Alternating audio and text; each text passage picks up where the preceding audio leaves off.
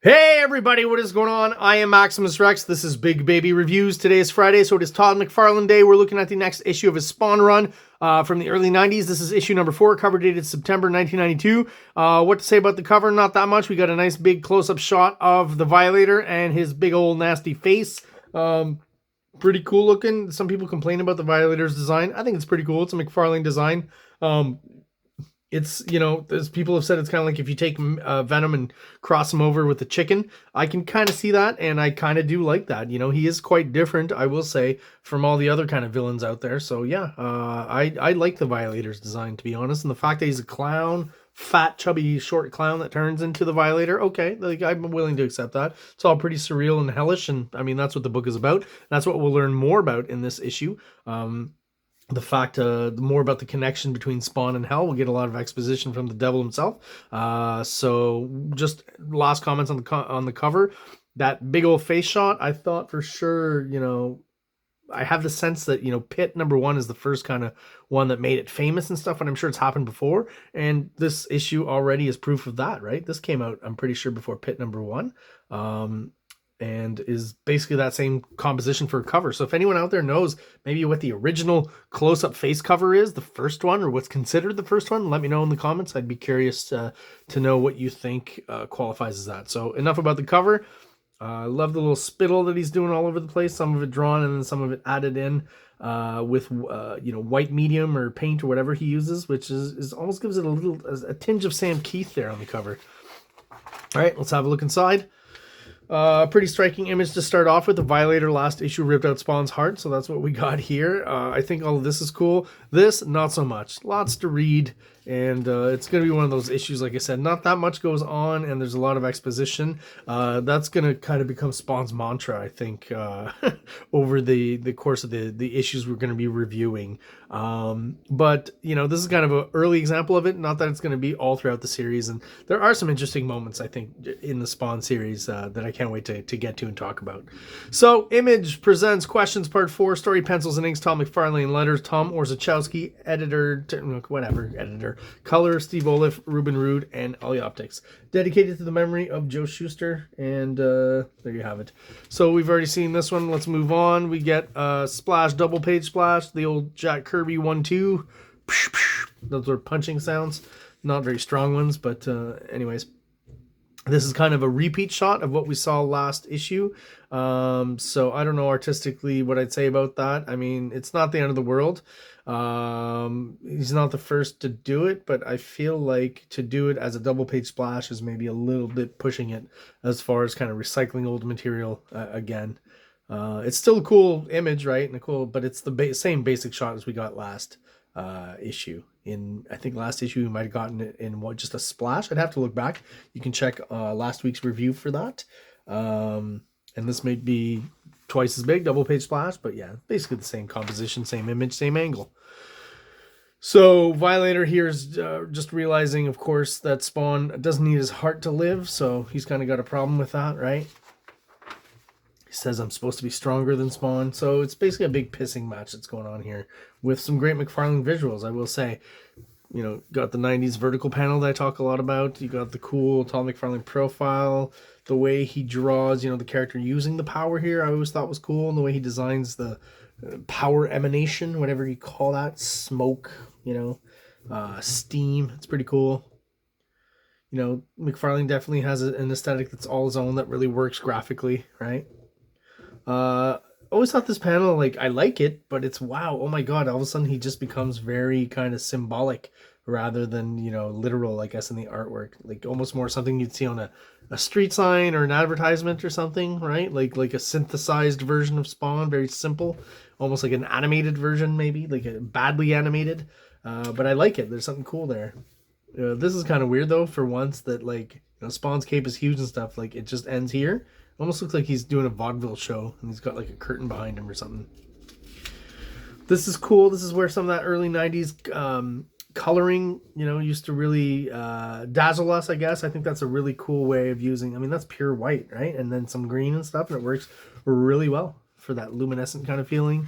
Love what maybe another example of Tom McFarlane using that open dark space there I've always said it before, when he just throws color in it, it doesn't work. But when he does actually do some sort of line work or hatching, I think it works well here. Very cool. So Spawn puts the heart back in and, of course, jumps into action because I guess he's pretty pissed about the whole situation, right? And now he's just going to take it out on the Violator. Another one of those spots where McFarlane in this shot doesn't necessarily use that negative space, in this case for shadow or darkness. He actually uses it for light. I think it works better here, right? I think this looks pretty cool. It looks like there's a really bright light that's kind of, you know, powering up next to Spawn or something, right? That's kind of meant to represent probably his hand, right? Because next we're going to see obviously that double page splash, which is kind of reminiscent. I just reviewed Pit number 2 and similar kind of look here to the basic layout. Similar kind of action, profile action, right? This got made fun of a lot in Spune and Spasm and all the Spawn parodies that came out around this time, right? How, why, when, where. It's like Todd McFarlane is telling us how you're supposed to write a story, right? It's kind of a little obvious. And I mean, I got nothing to say. This is still peak McFarlane artwork, at least to me. He's still noodly. He's got, you know, I feel like these early issues of Spawn is where he really lets loose, right? He was doing some great stuff on Spider-Man, but I feel like this is more the subject matter that he's always wanted to draw, more of a horror kind of vibe, right? And creatures and monsters and stuff. So he's really going all out, at least for up until about issue 12, 13, maybe a bit later. I guess I'll point it out as we go along and do the reviews. But, you know, peak McFarlane will hit a certain point, and it's not when he actually stops making comics. It's a little bit before that, honestly, for me anyways. When I say he stops making comics, he stops drawing and inking comics, right? But we're pretty much in his peak here. This issue 4 is right in there. And then every once in a while he does the weird McFarlane stuff, like, for example, this profile of Spawn. I've talked about before how his nose will disappear eventually, but how weird is that profile and the nose and everything? It just, all of a sudden Spawn doesn't look like himself at all. It looks like a totally different guy is underneath the mask, right? So here they're just, you know, mutilating themselves basically with their powers and stuff. So he doesn't even go into drawing much anymore. Just big sound effects and some sort of visual to represent what's going on, right?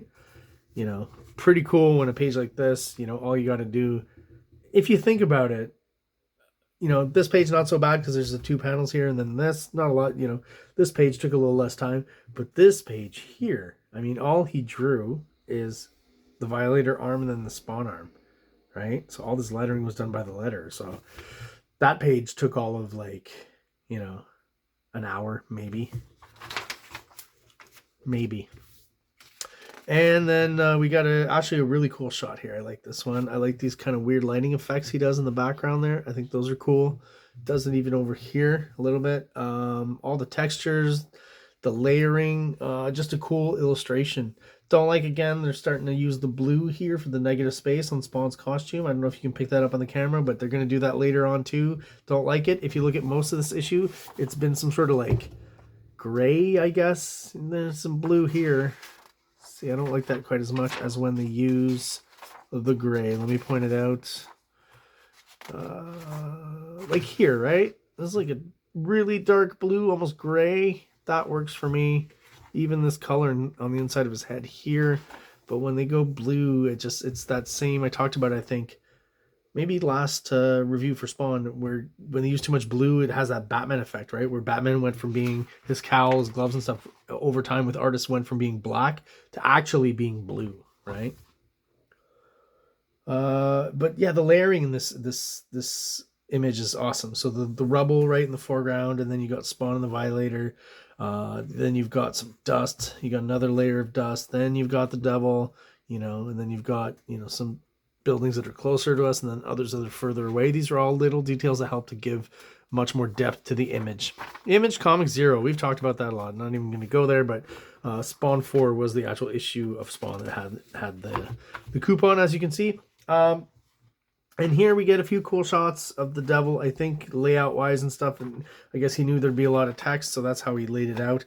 But a lot of exposition from the devil here, basically just explaining Spawn's situation in that he made a deal to go back, but he never gave specific details. So the devil sent him back 5 years in the future. And, you know, he's an agent of hell now, and he's supposed to collect souls for the devil.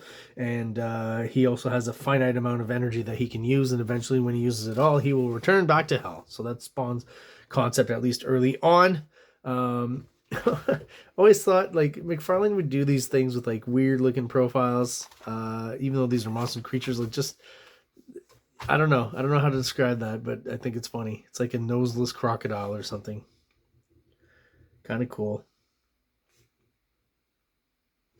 Violator's not happy, right? Because Spawn gets his arm back. I've been mutilated as well, right? Check me out. Goes very cartoony here with the eyes, which I like down here. This profile here is pretty darn good too. Just a lot of movement and awesomeness on this page. Those perspective lines to do it from the corner like this, yeah. Farlane's really killing it with the art in this issue.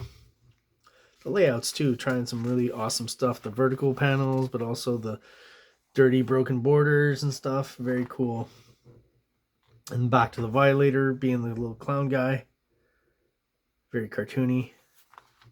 Some interesting, again, he's trying that negative space thing here. Maybe doesn't work quite as well. Very kind of busy in a weird way, but I guess that's how you would describe Todd McFarlane's art generally. Busy in a weird way.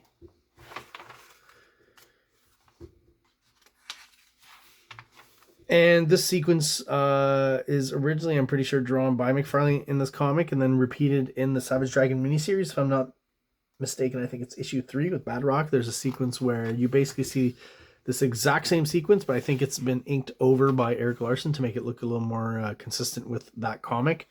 And there's an extra panel too that Larsen has drawn himself of Spawn up close.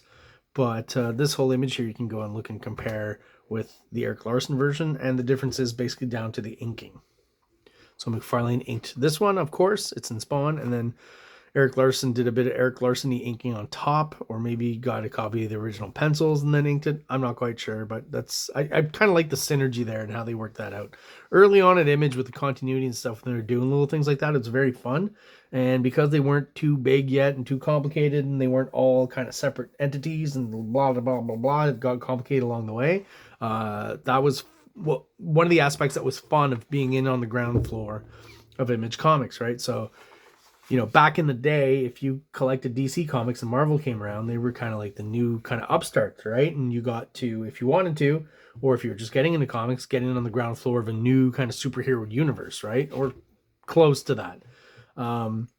Image was basically the same thing for my generation, right? When we were into comics, when we were like 10, 11, 12. And these early Image issues, things I forget, and like little gems. So you get stuff like this, fun artistic crossovers. So this is Whilce Portacio, inked by Todd McFarlane. Looks awesome. Unfortunately, Wetworks would never come out, at least around this time. It would come out later. But yeah, this was kind of the initial kind of Image energy and push and all that when they first came out, right? So many exciting kind of projects. Wetworks was definitely one of them. Dave Sim contributes and will later write an issue. We'll review that in a few weeks. And yeah, I remember poring over these, man, looking at all the stuff that was available and trying to find out about them. Imagine this, that Wetworks was solicited. So you could actually order some of these comics and then order Wetworks with it. I don't know what happened there. Eventually, like, did you eventually get paid back or get credit for other stuff? Because, you know, some of these comics never came out. Wetworks #1 came out later, but, you know, a couple of years later. The Sad of Wildcats, I've talked about before in another review. Yeah, so a lot of just excitement and energy with this early Image stuff, right? Supreme coming out, even that I thought looked pretty cool. You know, Brian Murray, not talked about a lot, but at least his art style was different. He'd come from continuity. He had more of a Neil Adams vibe, so I always thought his art looked more illustrative, and just had generally, it seemed like he had a little better handle and draftsmanship on art than a lot of these Extreme Studio guys. Protectors was always kind of curious. I've never actually seen this comic, I think. And these classic videos, right? You can check them out on YouTube now if you haven't. It's really worth it. So, funny little time capsule back into the early 90s with characters like Overkill and Jim Lee's in here, Todd McFarlane, Rob Liefeld. If you're into those guys in Image Comics and you haven't seen this yet, it's definitely worth it. Would have loved to have had these as a kid. Can you imagine that, like, as a Canadian, these are like $20, $20, $16, right? So, you know, $20 for one of these back in the day. I mean, that was a lot of money for an 11-year-old. Plus shipping, and I'm Canadian, so it would have cost more. There's sales taxes mentioned down here. So, like, oh my God, this probably would have come out to like $35, $40 for a Canadian kid. Now, with the internet, you can just watch it for free on YouTube. It's kind of crazy. So there you have it, guys. That's my review of Spawn number 4. Great art. So-so story. Not really going in many directions. Just a lot of exposition in this issue to get us to the point where we kind of know what the deal is with Spawn. Spawn really does start to get a little more interesting, I got to be honest, with issue 5 next issue and on. So looking forward to reviewing those. Thank you guys if you are subscribed and you are still watching. I really appreciate it. Thank you so much. If you are not subscribed but you're watching, please just click the button below to like and subscribe. It's really quick for you. Takes no time at all and really helps the channel grow. Helps get us out there to other like-minded people who are into the same stuff that we are, namely comic books. So everyone out there, have yourselves an awesome day. Like, subscribe, like, subscribe.